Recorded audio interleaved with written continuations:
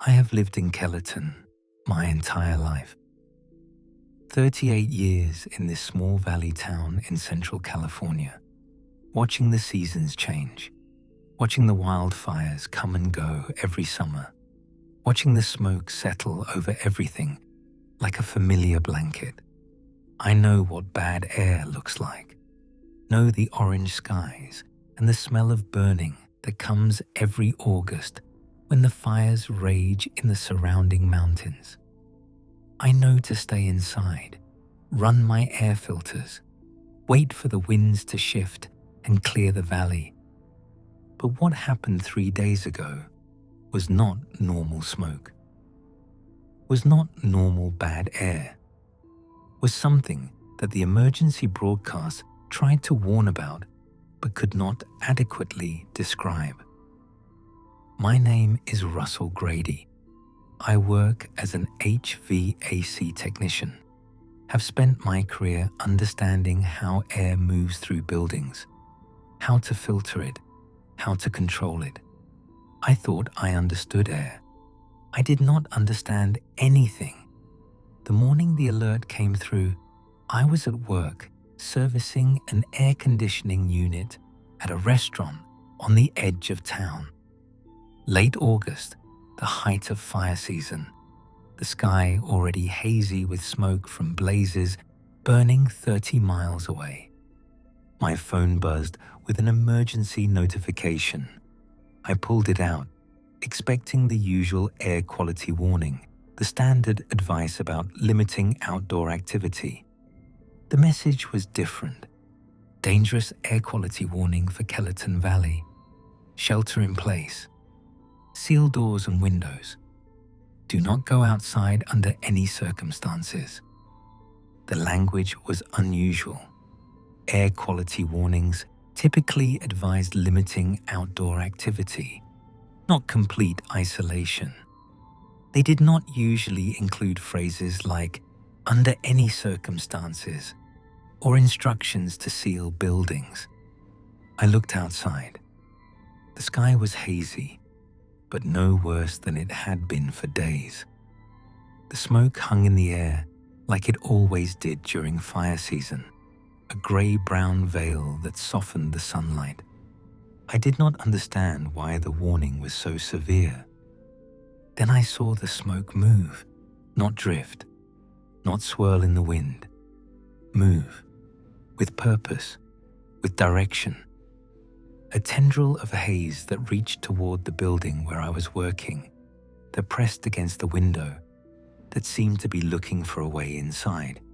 I sealed the building immediately, did not question the warning, did not try to rationalize what I had seen, found tape and plastic sheeting in the restaurant's storage room and covered every gap I could find. It was the smartest thing I have ever done. The emergency broadcast played on a loop through my phone, through the radio in the restaurant kitchen, through every communication channel available. The same message repeated endlessly, with a tone of urgency that bordered on panic. The broadcast said a hazardous atmospheric event was occurring in Kellerton Valley, said the air itself had become dangerous in ways that went beyond normal pollution, said residents should seal themselves inside immediately and not open doors or windows for any reason.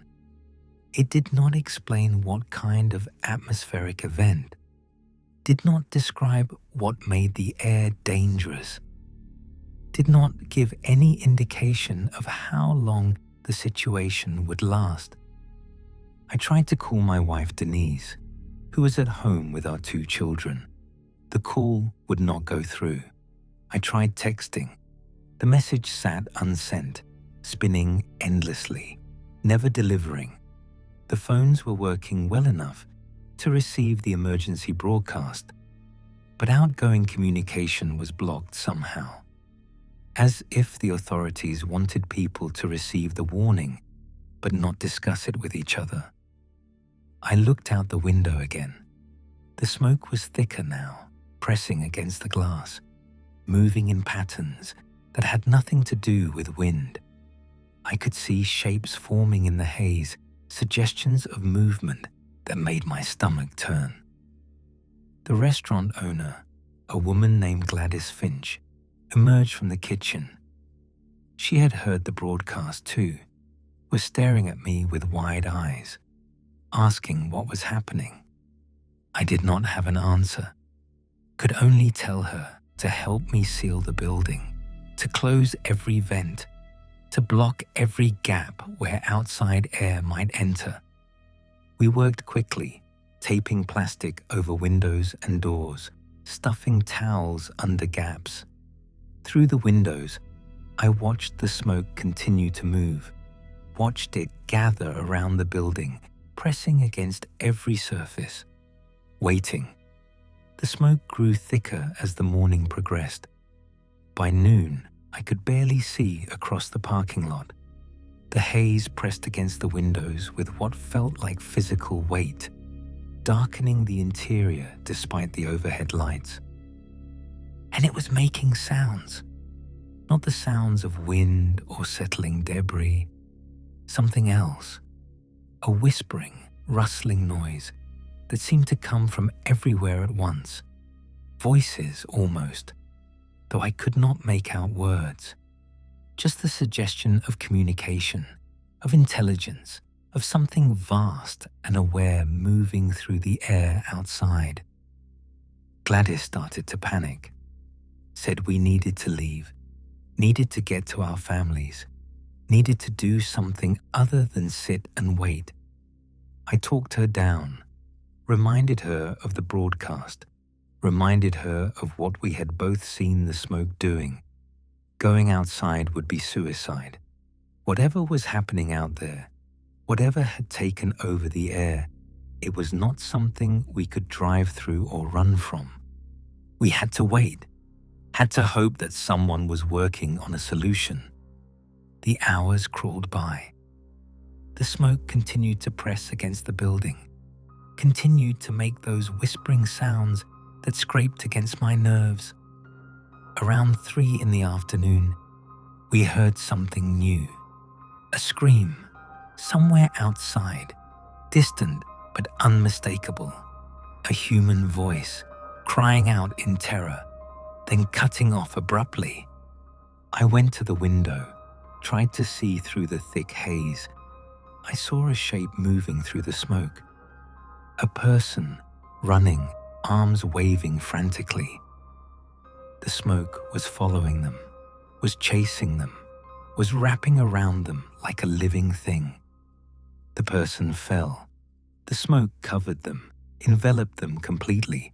I saw the shape thrash and struggle beneath the haze. Then the movement stopped. The smoke drifted away, and the person was gone. No body, no trace. Just empty pavement where someone had been dying moments before. I backed away from the window. Understood now why the broadcast had been so insistent. The air was not just dangerous to breathe. It was hunting. Evening came without relief. Gladys and I were trapped in the restaurant, completely cut off from the outside world. The phones still would not make outgoing calls. The emergency broadcast had stopped around 4 in the afternoon, replaced by silence that was somehow worse. The smoke outside had grown so thick that no light penetrated the windows. The building was an island in an ocean of moving darkness. I thought about Denise and the children, wondered if they had received the warning in time, if they had sealed the house, if they were safe. I could not reach them, could not help them, could only hope. Gladys had gone quiet, sitting in a booth with her head in her hands, muttering prayers under her breath. I checked the seals on the windows and doors, found one spot where the tape had started to peel, where a thin tendril of smoke was seeping through a gap in the plastic. The smoke moved differently inside the building, slower, more deliberate, as if it was testing the environment. I sealed the gap quickly, pressing the tape down hard, watching the tendril retreat. But the smoke outside responded, pressed harder against the window, made those whispering sounds louder, more insistent. As if it was frustrated, as if it knew how close it had come. The smoke was not just moving, it was thinking, responding to my actions, adapting to my defenses, looking for weaknesses.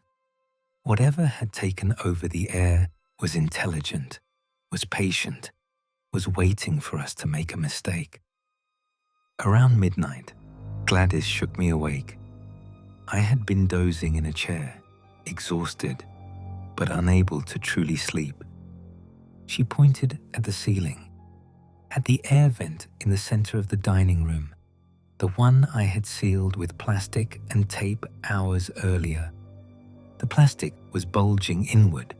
Something was pushing against it from inside the ductwork. I had sealed the vents from inside the restaurant, but the HVAC system connected to the outside. The smoke had found another path, had worked its way through the ducts. I grabbed more tape, more plastic, tried to reinforce the seal. But the bulging continued, grew more insistent, and I could hear those whispering sounds coming from inside the vents now. The plastic tore. A stream of smoke poured through the opening, thick and dark and moving with terrible purpose. It did not disperse the way normal smoke would. It held together, formed a column that reached toward the floor, that began to spread across the ceiling. I grabbed Gladys, pulled her toward the kitchen. The kitchen had a walk-in refrigerator, a sealed space with heavy doors. We made it inside just as the smoke began to fill the dining room. I slammed the door, pressed my weight against it. Through the small window in the door, I watched the smoke explore the restaurant. It moved through the space methodically, investigating every corner, every surface, looking for us. The smoke reached the refrigerator door, pressed against it, seeped through the cracks around the edges. I felt it on my skin, cold and dry and wrong. I could hear the whispers now, clear enough to almost understand. Words in a language I did not recognize, spoken by 1,000 voices at once. The smoke was inside my lungs. I had breathed some of it before we reached the refrigerator, could feel it moving inside me, exploring, searching for something. Then it withdrew. The whispers faded. The pressure against the door eased. I coughed, expelled whatever had been inside me, felt my lungs burn with the effort. The smoke had retreated, but not because it was giving up. It had found what it was looking for, and now it was waiting for something. Around 2 a.m, Gladys started acting strange, stopped responding when I spoke to her, stood staring at the door of the refrigerator with an expression that was blank and intense at the same time. I asked if she was okay. She did not answer. I reached for her shoulder. She turned to look at me, and her eyes were wrong, clouded, hazy, like smoke had gathered behind her pupils. She smiled. It was not her smile. She said something in that language I had heard in the whispers, said it in a voice that was not quite hers, that had an echo beneath it, as if many people were speaking through her at once. Then she moved toward the door, reached for the handle, tried to open it and let the smoke back inside. I grabbed her, pulled her away, struggled to keep her from reaching the door. She was stronger than she should have been, driven by whatever had taken hold of her. I managed to restrain her, tied her hands with my belt, sat her in the corner where she continued to mutter in that alien language. her clouded eyes fixed on the door. The smoke had done something to her, had gotten inside her when it breached the restaurant, had planted something that was now growing, taking control. I thought about the smoke I had breathed, about the burning in my lungs, the feeling of something moving inside me before it withdrew. The smoke had been inside me too, had searched me, explored me, decided something about me. But it had not taken me the way it took Gladys, had withdrawn instead. I did not know why, did not know what made me different, what had saved me. I only knew that I could not stay in the refrigerator forever, that eventually I would have to find another way out. And Gladys was still trying to open the door. Light began to filter through the small window around 6 in the morning, grey and weak, but undeniably daylight. The smoke outside seemed to thin slightly, though it was still far thicker than any natural haze. Gladys had stopped struggling hours earlier, had gone silent and still in the corner. Her eyes were still clouded, but she was no longer trying to reach the door. I did not trust it. I needed to move, needed to reach my family, needed to find out what had happened to the rest of the town. I checked the restaurant through the refrigerator window. The smoke had filled the space completely during the night, but it seemed less active now. It drifted rather than moved. Maybe the daylight weakened it. Maybe it was more dangerous at night. I made a decision. I would leave Gladys in the refrigerator, would try to reach my house, would seal myself inside with my family. I opened the door slowly. The smoke was there, thick and present, but it did not immediately attack, did not wrap around me the way it had wrapped around the person in the parking lot. I moved through the restaurant, staying low, breathing as little as possible.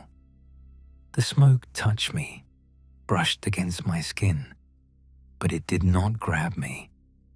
It was letting me pass.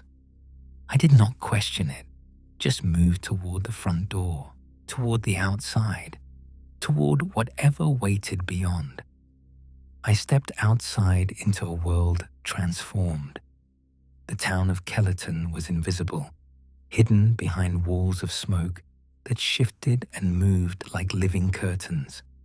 The shapes I saw in the haze were larger now, more defined, suggestions of structures that were not buildings.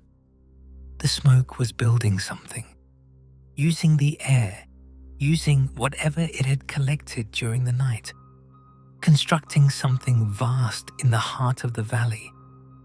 I started walking toward home, praying that my family was still alive.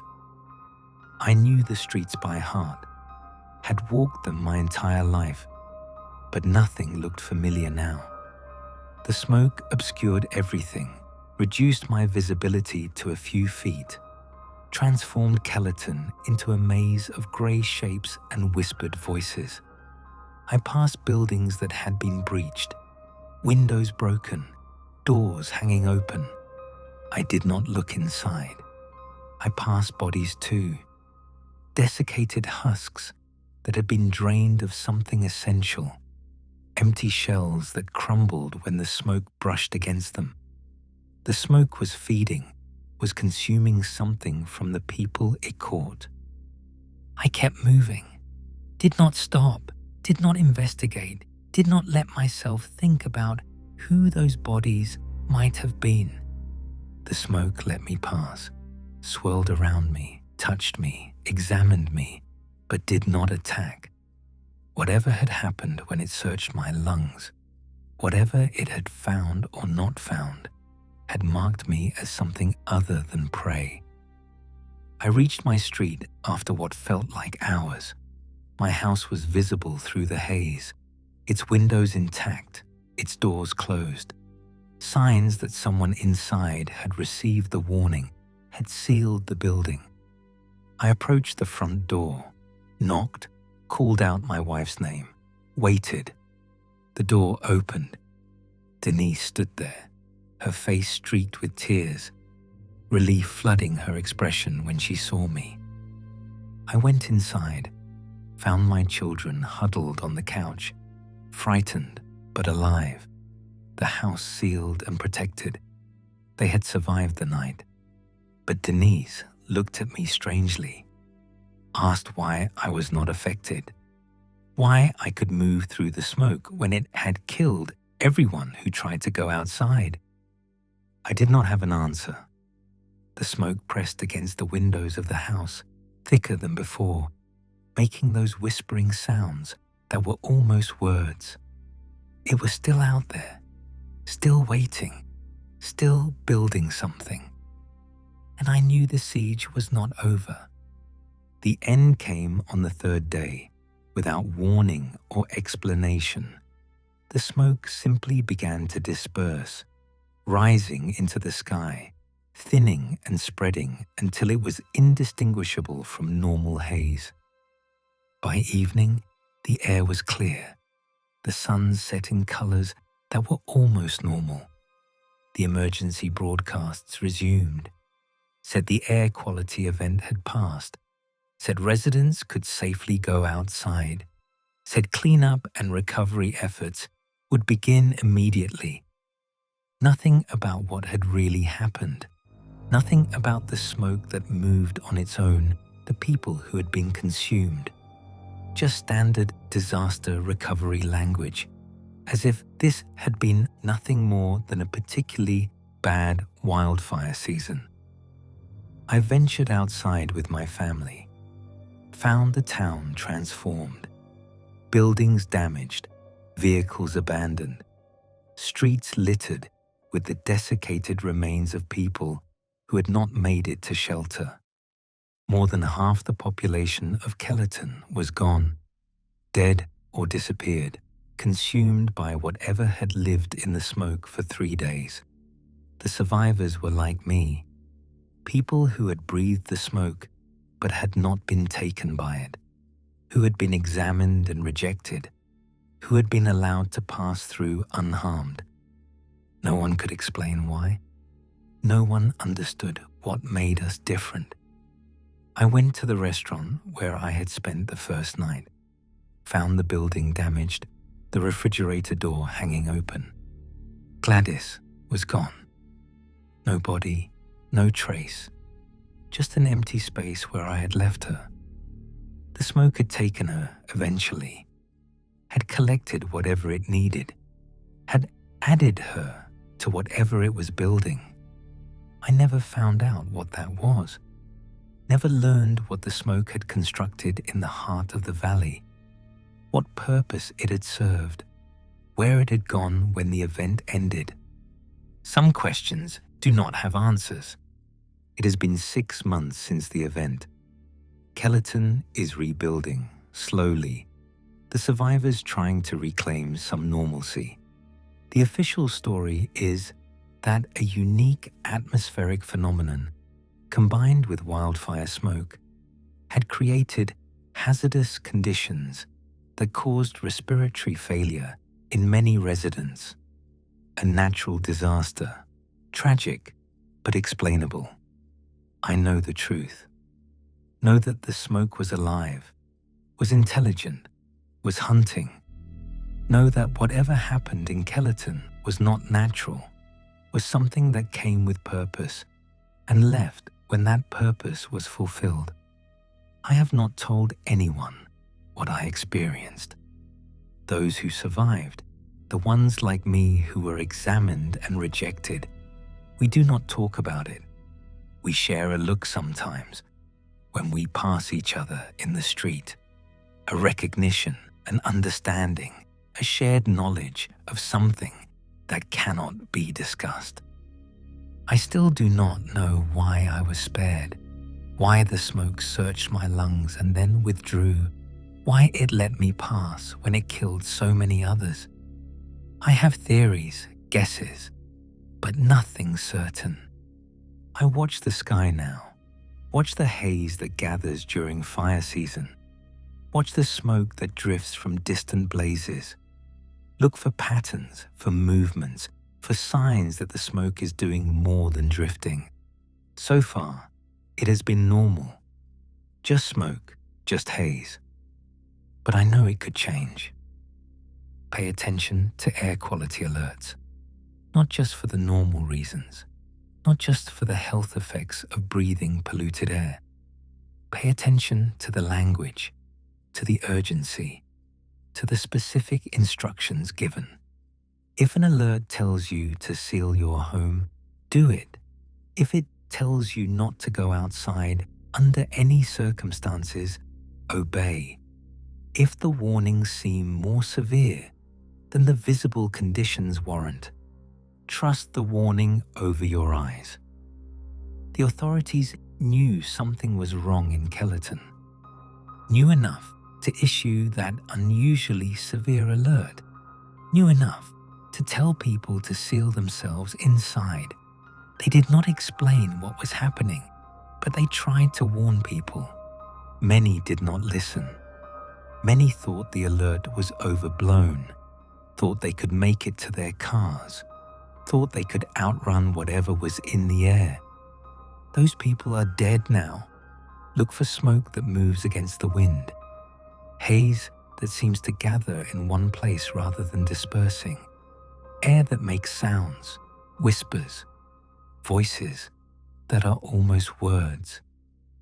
If you see any of these signs, get inside immediately. Seal every opening, every vent, every gap where air can enter. Turn off your HVAC system. Cover your vents with plastic and tape. Make your space as airtight as possible.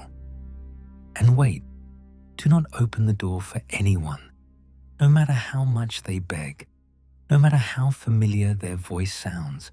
The smoke can use people, can speak through them, can make them say whatever it takes to get you to open up. Wait for the official all clear. Wait for the air to return to normal. Wait for daylight and silence and the absence of those whispered voices. I still breathe the air, still go outside, still live my life in a world where the atmosphere might turn against me at any moment. But I never forget what I saw. Never forget that the air we breathe, the invisible medium that surrounds us every moment, can become something else. Last week, there was a wildfire warning for our region. Standard late summer advisory. Nothing that should have caused alarm. But I watched the smoke drift in from the mountains, watched it settle over the valley, watched for any sign that it was moving with purpose rather than drifting with the wind. For a moment, just a moment, I thought I saw something. A tendril of haze that reached toward my house, that pressed against the window, that seemed to be looking for a way inside. Then it was gone. Just normal smoke, just normal haze.